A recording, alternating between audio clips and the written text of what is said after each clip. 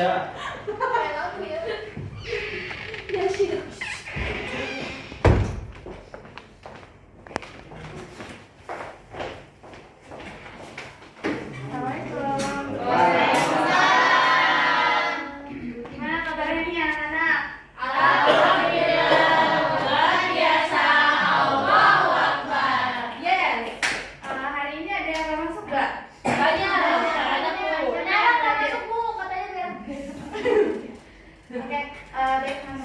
Sebelum kita belajar, alangkah baik kita doa bersama dulu ya. Doanya Al-Fatihah dan baca doa belajar. 1, 2, 3. Bismillahirrahmanirrahim. Alhamdulillahirrabbilalamin. Ar-Rahmanirrahim. Maliki yaumiddin. Iyyaka na'budu wa iyyaka nasta'in. Ihdinas siratal mustaqim. Siratal ladzina an'amta 'alaihim ghairil maghdubi 'alaihim waladdallin. Amin. Warzuqni fahman. Amin. Oke. Sekarang ada yang tahu nggak sebelum kita masuk ke pembelajaran hari ini, masih ingat nggak kemarin belajar apa aja? Malaikat Allah. Ya, betul. Wali Songo. Ya, betul. Nah, sekarang materi kita itu ada Al-Quran dan kitab-kitab Allah. Ada yang tahu nggak? Kitab-kitab Allah itu ada apa aja? Ada apa dulu? Apa aja? Coba sebutin. Al-Quran. Siapa? Diturunnya kepada siapa? Zabur kepada Nabi Daud. Terus Injil kepada Nabi Isa. Taurat kepada Nabi Musa dan Itu wahyu yang diturunkan oleh Allah kepada Nabi dan Rasul sebagai pedoman manusia yang isinya itu untuk apa? Untuk belajar, untuk ajaran tauhid, ibadah, akhlak, hukum dan sebagai petunjuk hidup. Nah, terus selanjutnya tadi ini kitab-kitab Allah yang wajib diimani yang tadi kalian sebutin ada Taurat, Zabur, Injil dan Al-Quran. Terus, nah di antara keempat itu Al-Quran itu menjadi penyempurna dari semua kitab itu yang isinya itu dia ada akidah, ibadah, akhlak, hukum, pedoman hidup. Terus juga di dalam Al-Quran itu dia memiliki keistimewaannya tersendiri dan terjaga keasliannya. Ada yang mau ngebacain di surat Al-Hijr ayat 9? Dibaca artinya aja. Ya, boleh ya. Itu Al-Quran dulu. Sesungguhnya kamilah yang menurunkan Al-Quran dan pasti kami pula yang memeliharanya. Quran surat Al-Hijr ayat 9. Nah, dari ayat yang disebutkan Allah mengatakan bahwasanya kalau misalkan Al-Quran itu Allah yang langsung menurunkan dan itu merupakan ucapan langsung dari Allah gitu ya. Nah, terus juga isi Al-Quran itu juga mudah dipahami, terus juga Al-Quran juga menjadi petunjuk bagi seluruh manusia. Nah, apa sih ya, fungsi beriman kita kepada kitab Allah? Nah, yang pertama itu fungsi beriman itu adalah untuk meyakini kita bahwa Allah tuh yang memberikan kita petunjuk, terus juga menambahkan keimanan, terus menumbuhkan toleransi dan menjadikan Al-Quran sebagai pedoman hidup kita. Gitu. Terus ada nih contoh pengalaman sehari-harinya, yaitu membaca dan mempelajari Al-Quran, terus mengamalkan ajaran Al-Quran, menghargai umat beragama lain dan menjadikan Al-Quran sebagai solusi hidup. Kalau misalkan kita lihat di Al-Quran itu pasti banyak yang mengajarkan tentang kehidupan, kayak contohnya tentang rumah tangga ataupun puasa, itu kan ada kan di Al-Quran. Sebelum memberikan ini kita bikin kelompok dulu ya, jadi 3 kelompok. Ini ada berapa orang?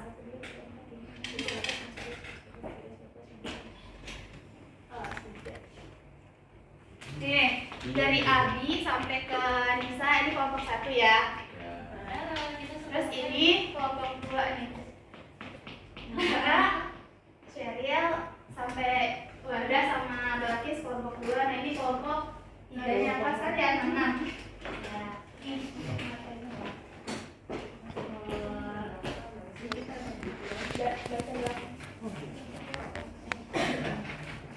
ya teman-teman, sambil dibaca sambil dijelasin nanti kita akan bermain game. Nah ini nanti ada soal-soal yang dijawab buat kelompok 1, 2, dan 3. Nah cara mainnya gimana sih? Nah nanti sebelum kalian menjawab game di depan ini yang di Ibu Tetel, kalian harus flip botol ini sampai berdiri kayak gini. Ya Allah. Tapi kalau misalkan udah sampai 5 kali percobaan tetap nggak bisa berdiri, ya udah kan langsung jawab aja soal lagi ya. Tapi bisa mungkin harus sampai berdiri ya teman-teman. Lawan gue warna lagi.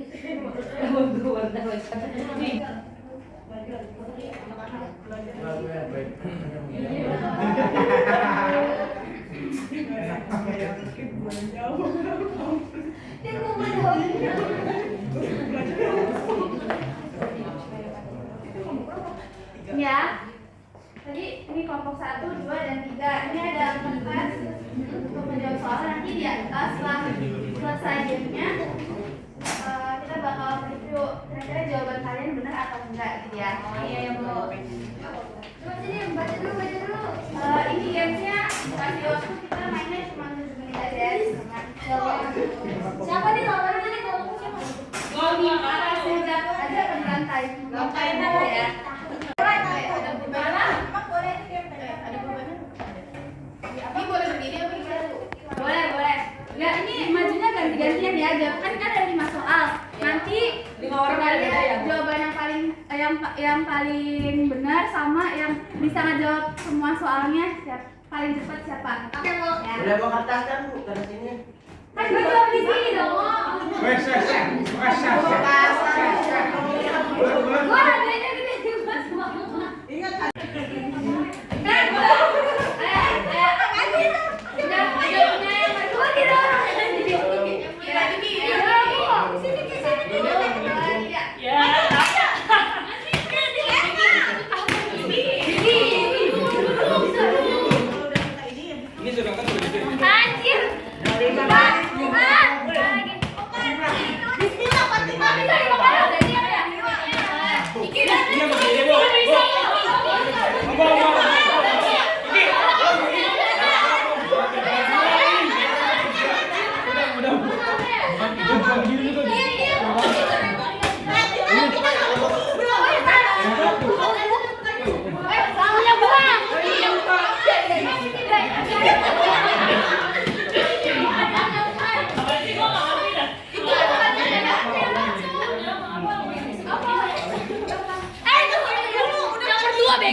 Oh, nomor 2. Itu baca nomor 2 tadi. Iya.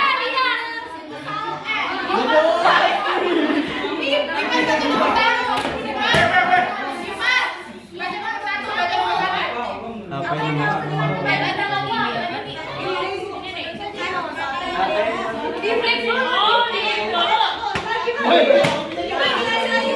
Bukan nomor 2.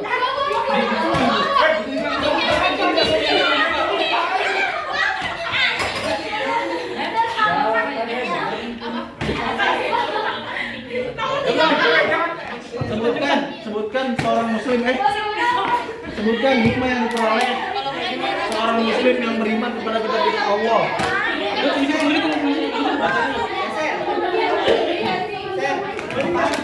Sebutkan hikmah yang diperoleh seorang muslim yang beriman kepada kitab Allah.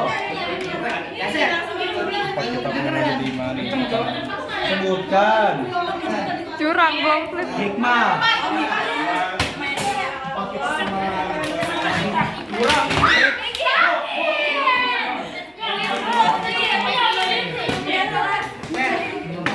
bukan hikmah yang diperoleh seorang muslim.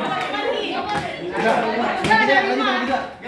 Jelaskan mengapa membaca dan mengamalkan Al-Quran termasuk ibadah. Tempat. Bu, saya udah 5 ya Bu. Saya udah 5 Bu.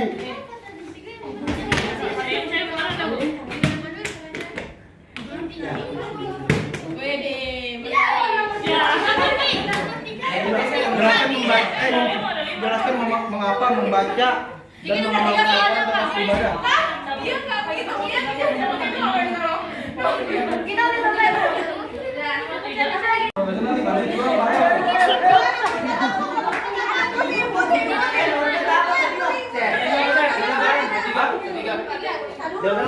Dapur Daud, Injil Isa. Isa. Ayo. Nomor 3 aja yang bacain. Kabar gembira datangnya. Ayo.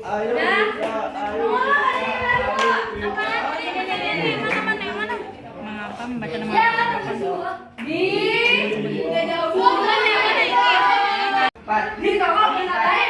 Empat, apa isi pokok kitab Taurat? Masih bagaimana Al-Quran itu?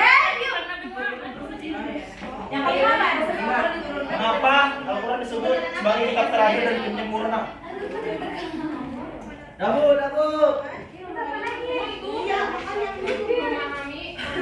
Kelompok 1 selesai sampai nomor 5 enggak? Kita kelompok 3. Oh iya. Kelompok 1 kita kelompok 1. sabar dan siap. Kelompok 3 tadi itu sama selesainya.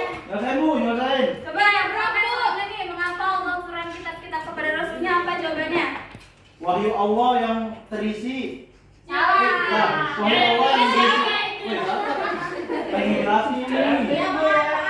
Dibangun dulu. Wahyu Allah yang berisi petunjuk, hukum, larangan dan nasihat agar manusia tidak sesat. Betul enggak? Salah. Betul.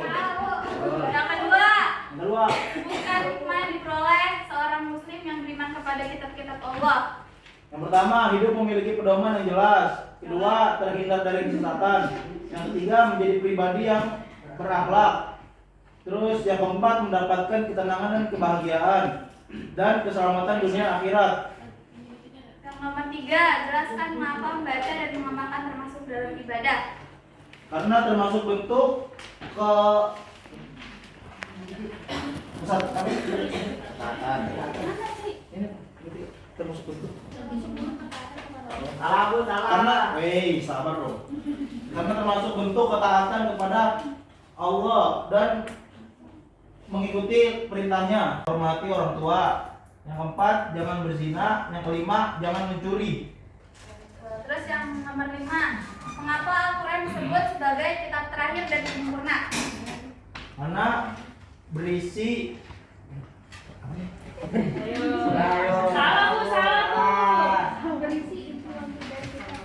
karena berisi inti wahyu dari kitab. Selanjutnya berlaku sepanjang masa dan tidak ada lagi kitab setelahnya. Ya, oke, betul. Sekarang yang kelompok 2, nih benar dan salah. Salah.